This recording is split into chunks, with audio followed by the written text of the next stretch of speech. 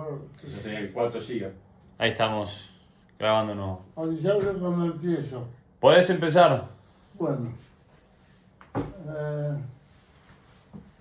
Gonzalo, entonces, tiene mucha experiencia en el Tratado Internacional del Río de la Plata. Y quien está a su lado, Héctor Romato, con 86 años, nos conocemos hace 60 años, ni hablar. Recién me acabo de enterar que está emparentado también con la familia de Manuel de la Cruz, que fueron los titulares de una parcela de 15.000 hectáreas que les había sido donada por el hombre más rico del hemisferio sur, Miguel de Ríos, porque era el que se ocupaba de cobrar los arrendamientos de las decenas de miles de hectáreas que tenía Ríos en estos pagos. Era un vasco de la localidad Tudela, Navarra, que había venido con 14 años y a poco había llegado a ser el hombre más rico del hemisferio sur.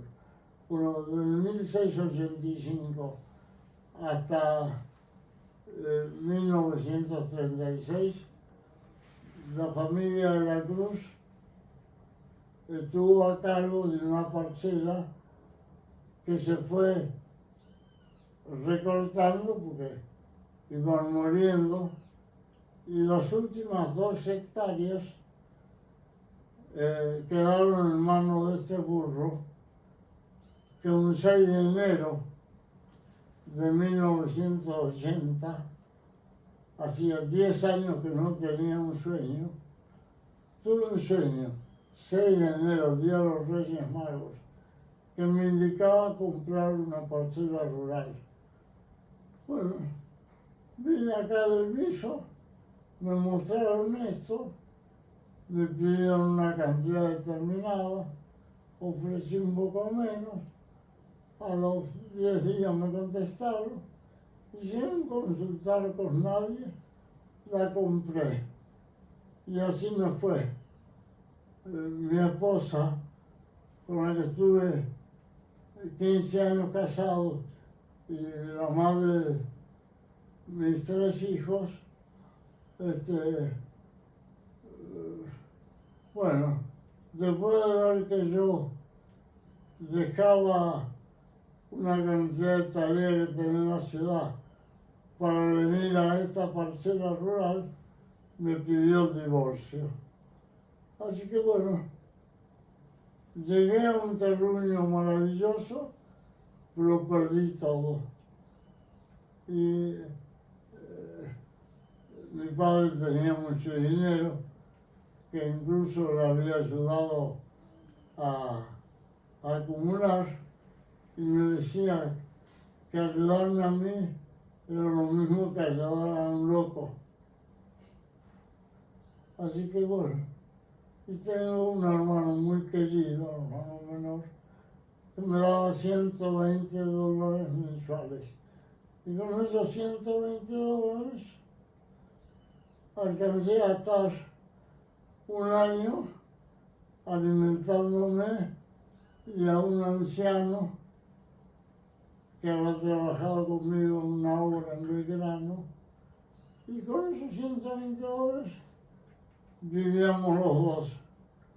Y bueno, ya mi padre me vino a visitar y vio lo que él recibió una presión, ahora se le ve la pierna a la sota. Y ahí me empezó a ayudar. Y desde entonces nunca más tuve problemas de dinero, pero sí problemas de campos afectivos, que después de un duelo de 4 años y medio, porque yo no me quería separar, se tradujo en otro sueño que me indicaba que en el año 1985 iba a conocer a la piedra preciosa. No sabía de qué se trataba.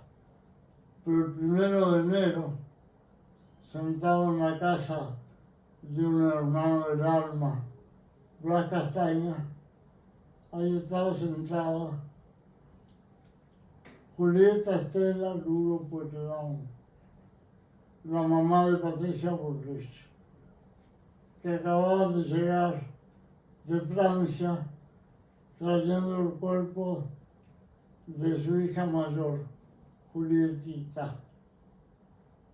Y bueno, mi amigo Blas me había invitado a una periodista porque no podían comprender que yo estuviera solo tantos años sin tocar a una mujer. Y así fue que esa periodista invitó a Julieta, la mamá de Patricia Bullrich, porque sabía que estaba muerta de tristeza. Julieta era 14 años mayor. Y así fue que apenas la vi, me enamoré de ella. Y gracias a Julieta, con la que estuve 18 años, y todo lo que se ve construido en este antiquísimo terruño, se lo debo a ella. Después pasó un tiempo y me dijo que me buscara otra, que estaba muy vieja, para seguir haciendo el amor. Y así fue que pasaron 6 meses, yo no busqué a nadie. Y un día aparece una chica, 39 años menor, que había perdido a su madre. Bueno, esta historia creo que ya la conté y mi nieto la va, lo que sigue a esa, al encuentro con esa criatura.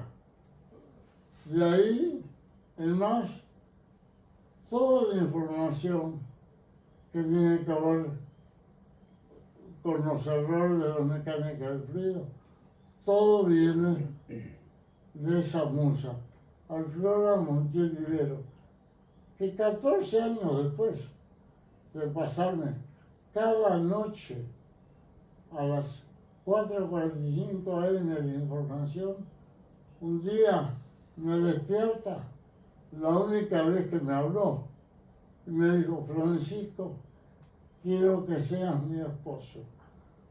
Así que de los 21 años que llevo con Alflora, en los últimos 7 ya reconozco que soy el esposo.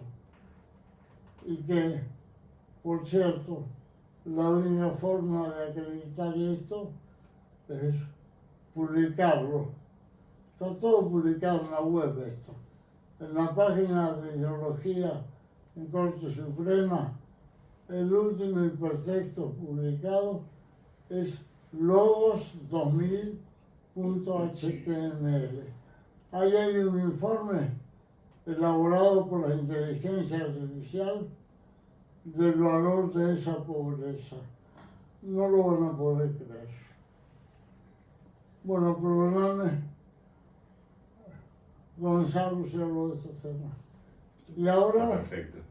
me remito a mi querido amigo Héctor Fumato, a quien conozco hace más de 60 años. Recién me acabo de enterar por él que no solo es tataranieto de Zacarías de Aipurúa, que se recibió en la escuela recién fundada, en la escuela náutica recién fundada por Manuel Belgrano, sino que su hijo Benito de Aizpurúa fue el que acompañó al almirante Ollarvide durante 6 años de singladuras y tiene una carta preciosa sobre lo que era el Río de la Plata en esos tiempos. Bueno, así que Héctor no solo le debe a esos abuelos y tatarabuelos todo su amor por el agua, sino que le debe también a los propietarios de estos antiguos terruños, a la familia de Manuel de la Cruz, antecedentes que jamás imaginé que él también cargaba. Así que más mística que la que carga el alma de Héctor, no sé a dónde hay que ir a buscarla. Menos mal que tiene poca conciencia, pues si no, no podría dormir. Bueno, ahora vamos a enfocar el tema con Gonzalo, para que Gonzalo lo pueda abrir. El único interés está en defender el último pedacito que le queda a la Argentina dentro de los límites territoriales que están más acá de la línea divisoria por la isla Martín García. Y como eso es un desastre que no tiene nombre, no hay más remedio que remitirme una y otra vez a la página esta de ideología en Suprema Corte, porque ahí está todo el desarrollo completo. Si alguien quiere imaginar más información que esa, no la van a encontrar. Ok, nos contás rapidito qué es el Venturi en el arroyo de las víboras. Sí, por A ver. favor.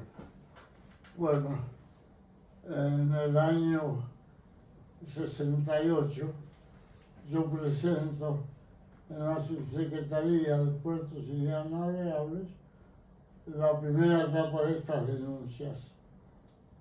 Y cuando me entero que estaban intentando abrir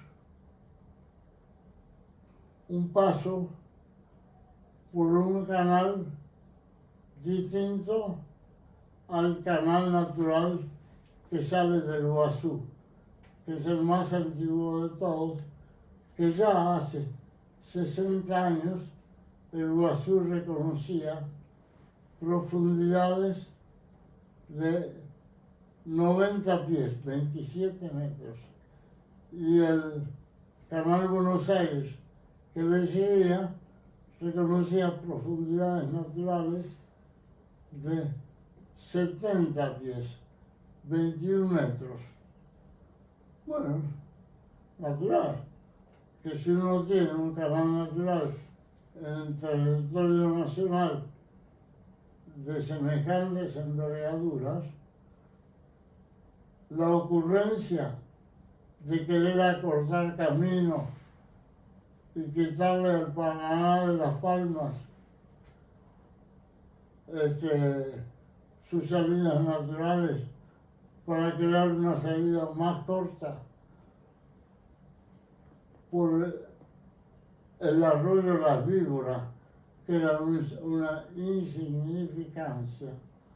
Ya antes, un par de años antes, en el Miní, a la salida del Miní, se había hundido una chata arenera y los 8 metros de profundidad natural que tenía habían pasado a ser 3 metros.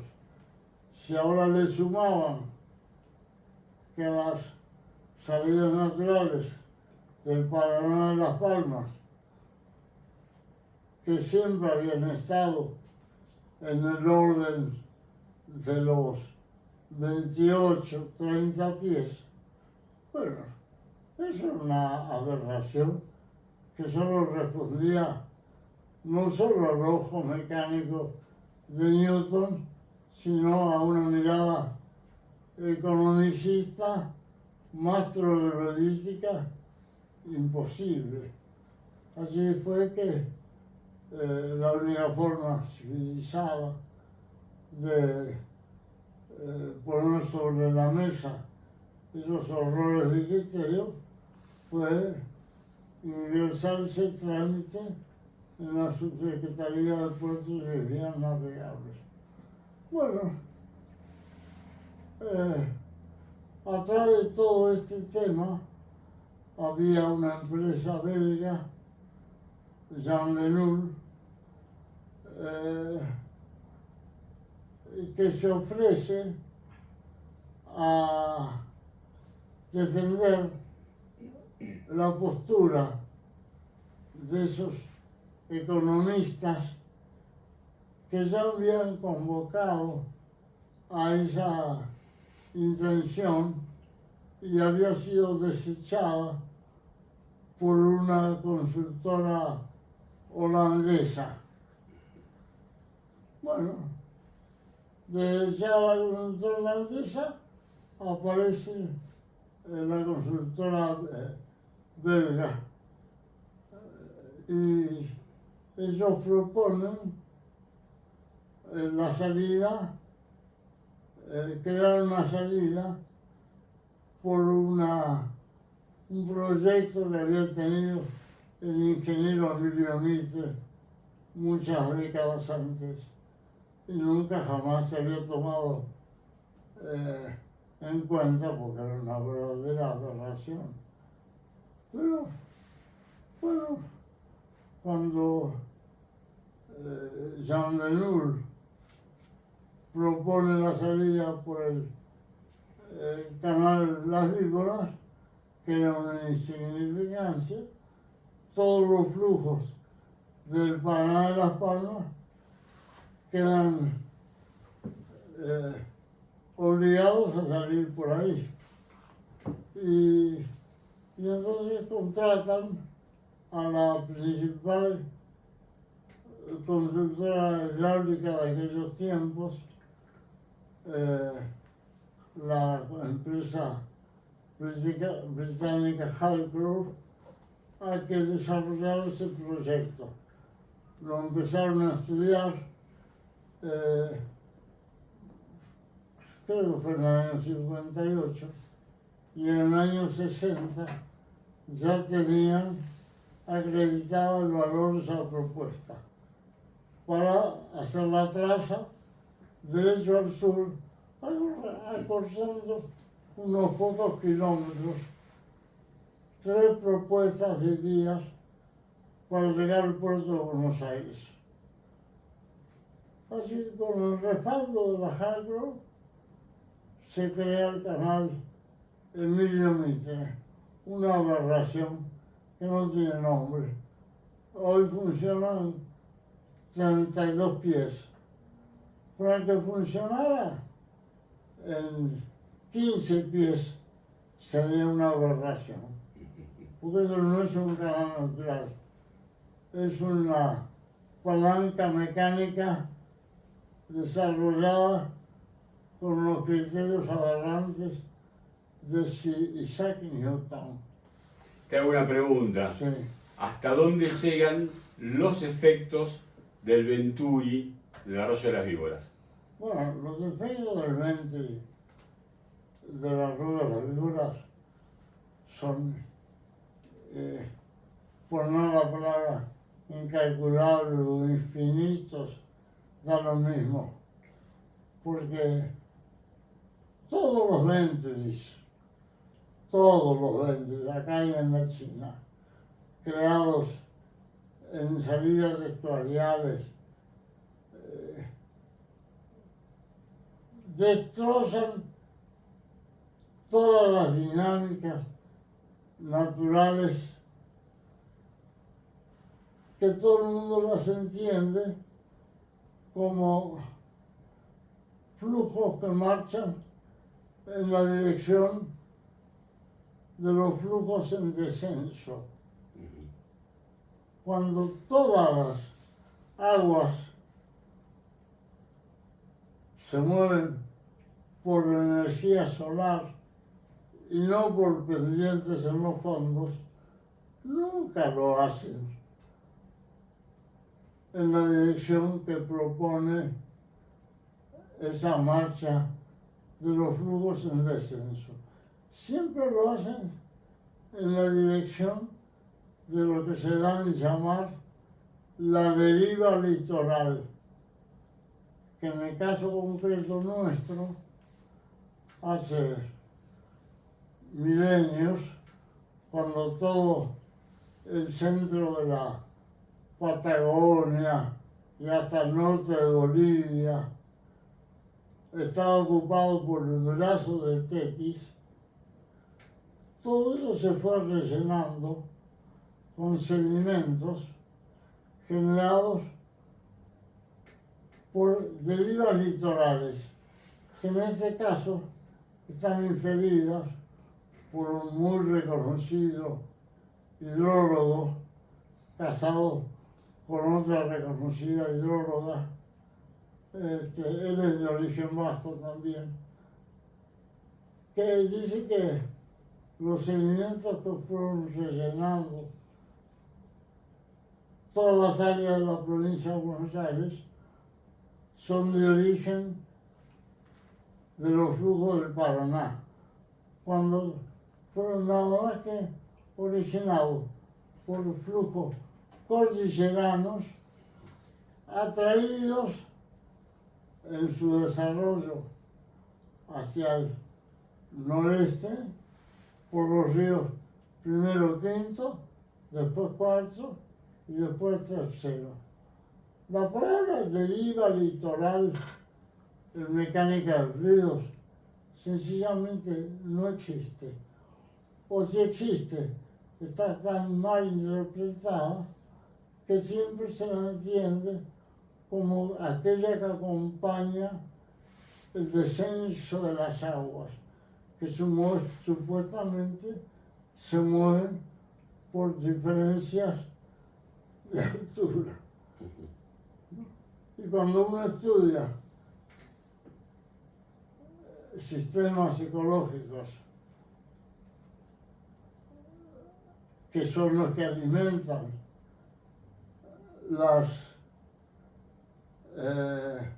energías solares, no las gravitacionales, se da cuenta que esas derivas litorales, que en aquellos tiempos en el brazo de Tetis llegaron a tener más de 30 kilómetros de ancho, 3 kilómetros de ancho, y en el borde donde terminaba esa energía solar se producía una precipitación sedimentaria por gradiente térmico de ligera menor temperatura que da lugar a la posterior creación de otro cordón litoral con su correspondiente brazo de 2 a 3 kilómetros de ancho.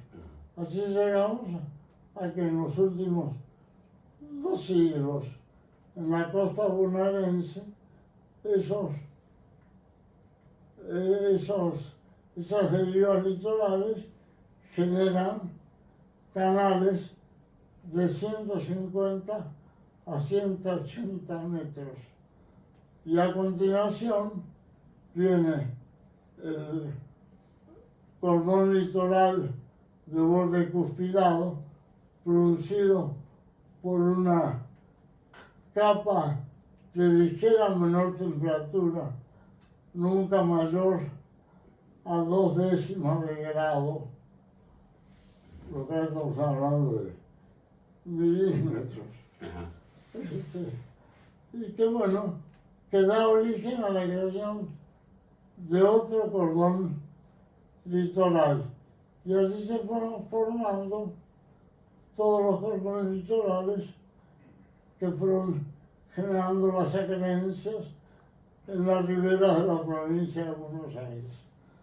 Pero si no partimos de la base de que el pobre Isaac Newton estaba y estuvo en la luna durante 53 años, antes de dedicarse a presidir la Bolsa de Londres y dedicarse nada más que a dinero para perder más de la mitad de su fortuna después de los 60 años dedicado a la timba, a la Bolsa de Londres. Si no entendemos el valor de los horrores que se han generado en esta vida por el valor que se le asigna al dinero, y bueno, le va a costar mucho trabajo a ustedes poner sobre la mesa el valor de la información que tiene la pobreza, en este caso la de Flora Montiel Vivero. Te hago otra pregunta. Sí, decime. Desde la salida del Mitre hacia el Río de la Plata, es decir, donde está el Venturi, en la zona del Arroyo de las Víboras, hacia el desarrollo del Frente Deltario para el este, para el noreste. Bueno, Se ve acrecentado por el robo de flujos del Venturi y aumenta la deriva litoral. no. El Venturi del Emilio Mitre fue el inicio de lo que yo ya había expresado antes de conocer a Flora, del apocalipsis de la Reina de Plata. Todo lo que le espera a la Reina de Plata, en una película de 100 horas, he trabajado 21 años sobre la Gran Flora, en una película de 21 años no lo hay que saberlo empezar. Pero ya la hecatombe que se creó y que vos muy bien la tenés ilustrada por todo lo que has visto, aflorar fruto de esos dragados infernales que multiplica el canal Emilio Mitre. Bueno, a partir de los vuelcos de los 4 o 3 millones de metros cúbicos diarios que Alza vuelca en el estuario, desde que Galmarini dejó sus tareas en Alza y que ahora Horacio Escurra se va a ocupar de confirmar. Bueno, todo lo que va de ahí, aguas hacia arriba, el infierno que puedan describir 100 divinas comedias, se quedan chicos. Lo único que importa a este burro es expresar lo que va a pasar desde donde comienza los vertidos de esos efluentes, de ahí en más. Porque lo anterior, ya te digo, 100 divinas comedias no lo alcanzarían a cruzar. Todo esto lo tenés expresado en la página de ideología. Si querés que hablemos de eso, bueno, le tengo que pedir a mi nieto que, no sé, que compre una batería solar para su máquina. Pero lo único que me cabe aportar para decir, bueno, ¿cuál es tu aporte? Es todo lo que va desde la salida de esos 4,3 millones que en realidad están divididos en 2,5 del otro lado del canal de exceso y 1,8 del emisario corto de Berazategui. El otro es el riachuelo. Ese emisario corto hay que sumarlo al otro lado del canal de exceso, Sí. para que haya un solo conducto de cacas Ujú. y los aproximados 2 kilómetros que tiene el canal de exceso, refular hasta 4 kilómetros ¿Hacia dónde? y siempre hacia el centro del estuario Ujú. para generar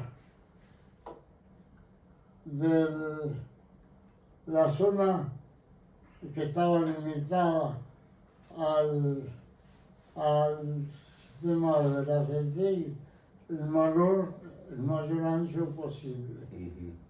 Y entonces esos 2 kilómetros adicionales a los 2 kilómetros que ya tiene el sistema de acceso, llevarla a 4 y ahí hacer una autopista de 4 kilómetros. Ujú. Sí.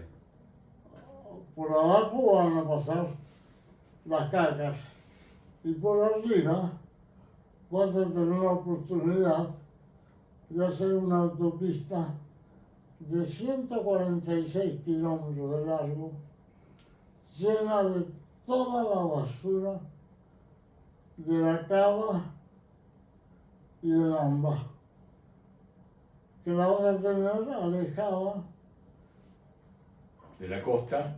4 kilómetros, por lo menos 4 kilómetros. Ujú. Claro, esto es una locura, que por supuesto, si tenés que hacer una película,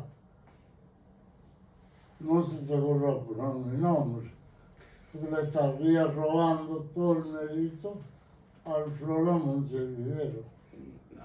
Por eso le prolongaría la vida a la ciudad de Buenos Aires y a Bamba, y por lo menos 200 años.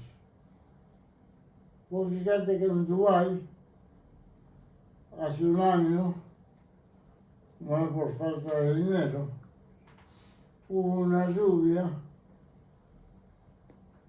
que se tradujo en una invasión de cacas que resulta inconcebible que gente con tanto dinero puedan ser tan,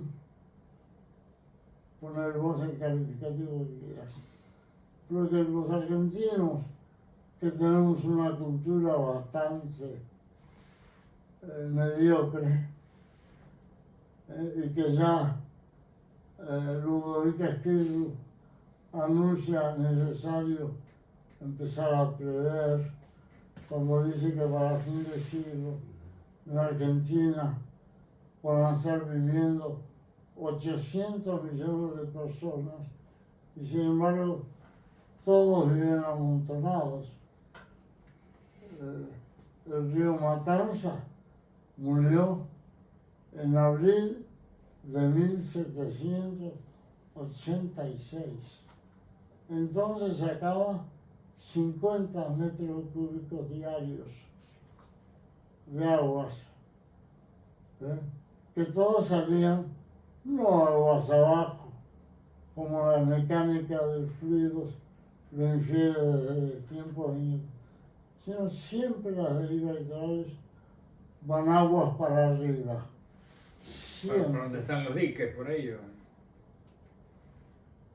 Más fuerte. Todas las tierras de este señor Einstein, que usa la gorrita y es de los más ricos de la Argentina, son de una torpeza que no alcanzás a imaginar.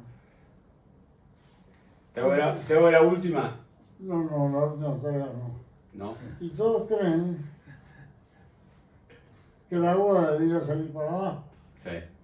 En 241 años, el Matanzas, que entonces sacaba 50 metros cúbicos por segundo, nunca más logró sacar 2 a 3 metros cúbicos por segundo. La mitad de las horas del día, siempre que no haya sudestado.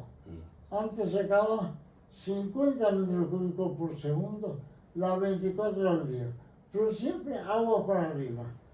Imagínate, ¿cuántos siglos más van a pasar para que mi querido amigo Héctor Domato y los discípulos de Newton reconozcan que todas las derivas litorales de acá, de la China, de Estados Unidos, de la Universidad de Delft, de Norteamérica, de Brasil, de Argentina, siempre son las 24 horas del día aguas para arriba. Entonces, ¿cómo vas a hacer para tener un Emilio Mitre de 32 pies haciendo burradas con las derivas litorales? Cuando tenés un canal Buenos Aires, o tenías un canal Buenos Aires, que tenés que ver ahora cómo regularlo. Bueno, Entonces, ese es el punto. ¿Cómo hace 20 recuperarías el canal Buenos Hace Aires? 20 días, Sí. Jean Denul confesó la inviabilidad de borrar todo el sistema de Ollarvide. Y la única alternativa de que eso sea factible, y tienen que hacerlo factible, es devolverle a la salida del Paraná de Las Palmas y del Mié una salida directa que no tenga nada que ver con el canal Emilio Mitre y sus famosos 32 pies. Vos al canal Buenos Aires, si encontrás la respuesta a todas nuestras aberraciones mecánicas, basadas en diferencia de profundidad, quedan resueltas cuando empezás a incluir cuál es el efecto de la energía solar sobre las aguas. El otro día, 5 hidrólogos, no conocía a ninguno, dijeron que yo era la persona que más, perdone que usé el primer pronombre de singular, que más sabía sobre el tema aguas. Y que el 95% de ese conocimiento era cierto, pero que había un 5% que estaba equivocado, porque no daba lugar a que la modelación matemática pudiera explicar los procesos convectivos. El agua se mueve por procesos convectivos, arriba y abajo, en términos que nunca superan las dos, el 0,23% de diferencia de temperatura. Esa diferencia de temperatura, haciendo así todo el tiempo, es 1 centímetro. ¿Qué modelo matemático tenés que desarrollar Es imposible. para explicar ese proceso convectivo con un recurso matemático? Pobrecito. ¿Qué mandan las matemáticas? ¿Sabes a dónde? Vos dijiste el tema de abrir o facilitar las salidas. ¿Cómo? Vos dijiste de algún modo facilitar o abrir las salidas de las bocas del Paraná de las Palmas, ¿sí?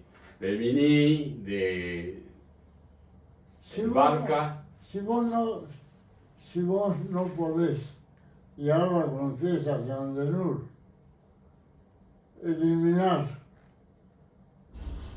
hacer trabajar las dragas del refulado, porque hace 20 días se han dado cuenta de que es inviable desarmar los yarvides sin que se multiplique. Fíjate, todo está acabando. Y para las Palmas y a mí Cargan y cargan y cargan y cargan. te mandan sedimentos que no hay Yandenur que resuelva ese déficit. Bueno, Yandenur por lo menos prueba, después de 60 años, que son santos, que son capaces de confesar errores. Pero no te dicen cómo se resuelve el problema. Yo te lo digo. Abrir el Paraná de las Palmas, abrir el otro y abrir el Buenos Aires. Sí. Si es que te queda algún límite para abrirlo, pero no tenés otra alternativa. Es la única vía natural que hace 60 años conocía esos 90 pies y 70 pies. Por más desastres que se hayan originado en estos últimos 60 años, ahí hay una memoria hidrogeológica que se puede hacer clic con los errores que carga la mecánica de fluidos, por lo menos te pueden dar el aliento para empezar a enfocar esa otra alternativa de volcar a un corredor de 4 kilómetros de ancho, transformado en autopista, que por abajo lleve la descarga de los 4,3 millones diarios de frentes y arriba depositar toda la basura del AMBA y de la Cava. A los 146 kilómetros te encontrás con un corredor, Natural. un sistema termodinámico natural, el corredor Alflora,